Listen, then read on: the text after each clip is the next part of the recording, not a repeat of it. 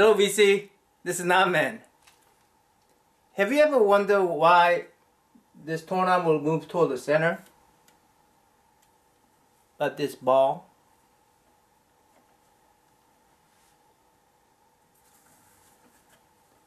will get kicked out.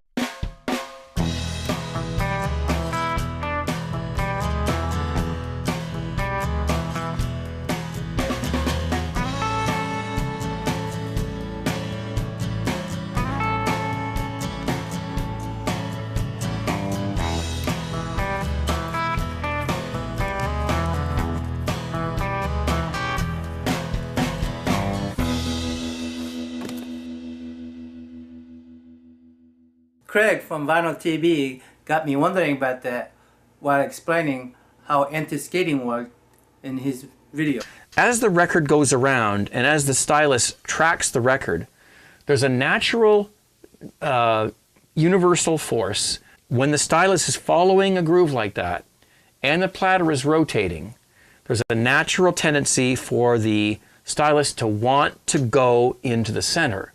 This is not the same as centrifugal force. By the way, I'll provide a Craig's link below. I'm telling you, his videos really made me think. What is that natural force that provides a inward pull toward the center that defies that centrifugal force that kicked out my tennis ball? Gravity. Gravity. See, this unit right here is supposed to be horizontal like this, right?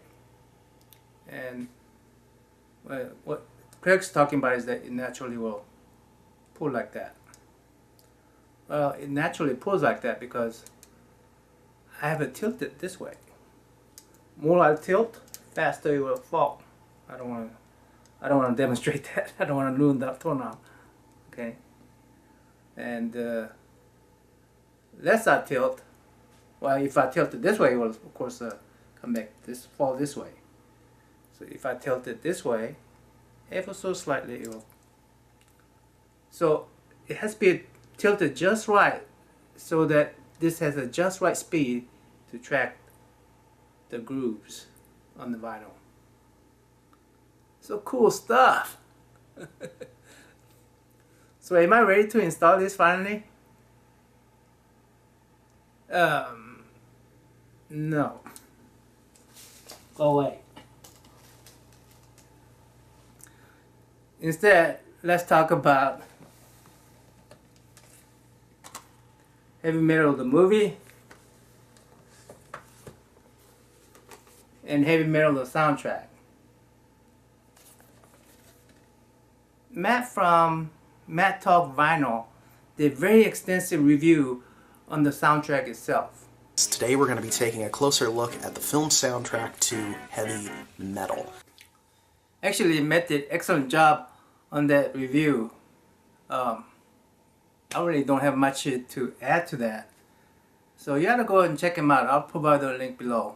And pause here and come back if you have more time.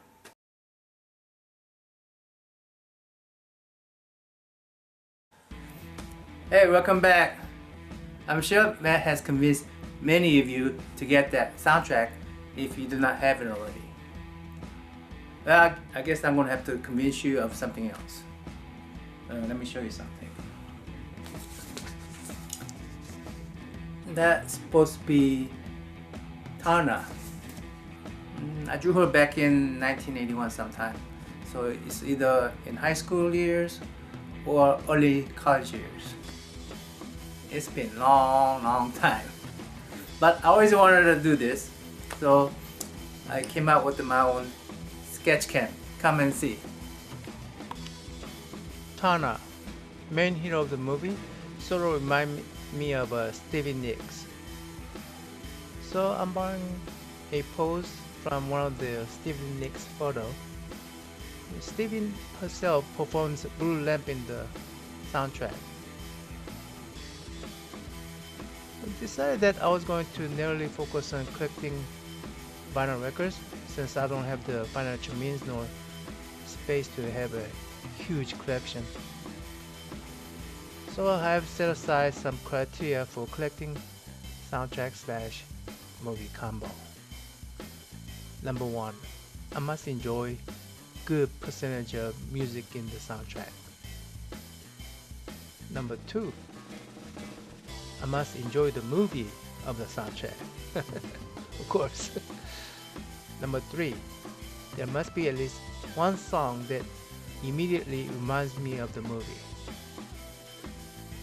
Number four, after watching the movie, I must be enticed to spin the record on my turntable. Oh gosh, I gotta redo that nose.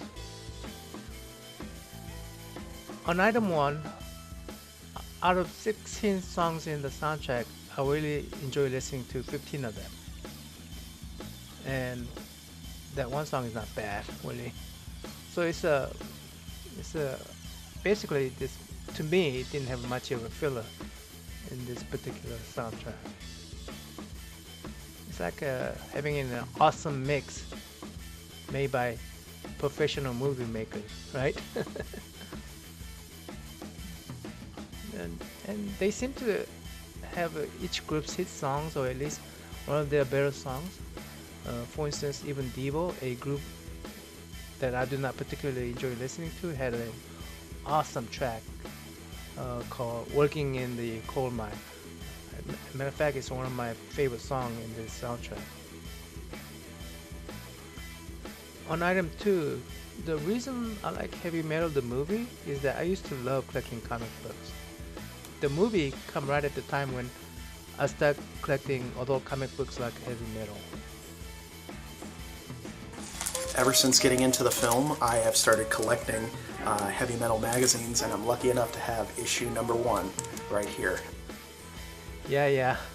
I'm very envious of you, Matt. I used to have a heavy metal collection myself. I think I had about a dozen of them, but they're all gone. I don't know what happened to them.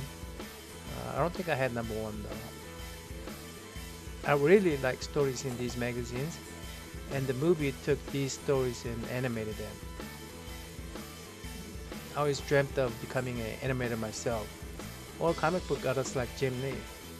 Yeah, when I grow up, I want to be just like Jim Lee. I got some growing up to do, right?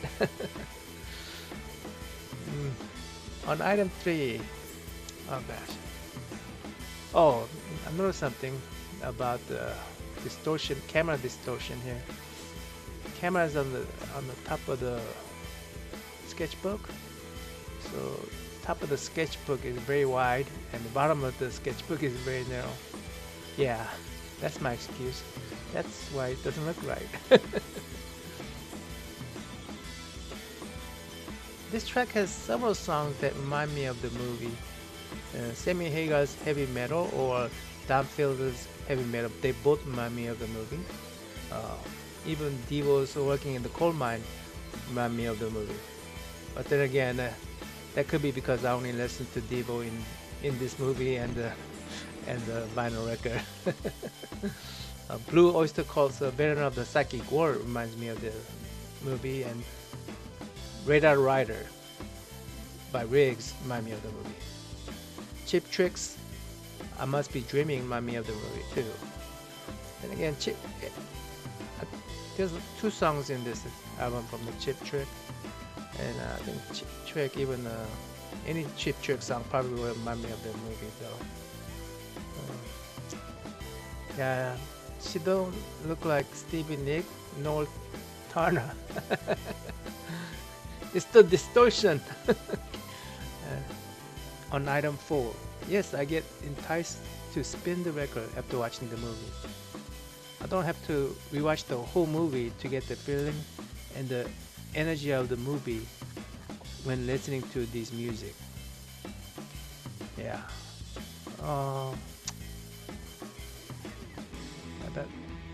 The black thing, that whatever that thing is called. Yeah, that looks awful too. I think I'm done for today.